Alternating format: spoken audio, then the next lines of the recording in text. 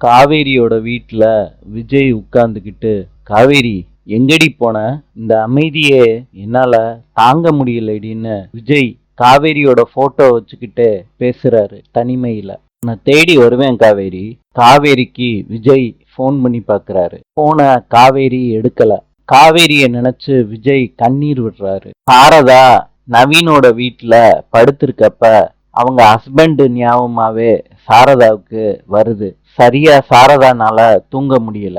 காவேரியும் தூங்க முடியாம அவஸ்தைப்பட்டுக்கிட்டு இருக்காங்க நடந்ததை நினைச்சு. அப்பப்ப விஜயோட ஞாபகங்கள் காவேரிக்கு வந்துட்டு போகுது. காலையில விடிஞ்ச உடனே சாரதா நவீனோட அம்மா கிட்ட சொல்றாங்க, தம்பி கிட்ட வேற வீட்டுக்கு போறோம்னு தாம்மா சொன்னோம்.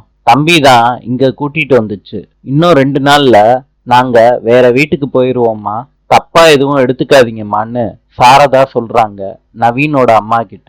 நவீனோட அம்மா பேசாம எந்திரிச்சு போயிடுறாங்க.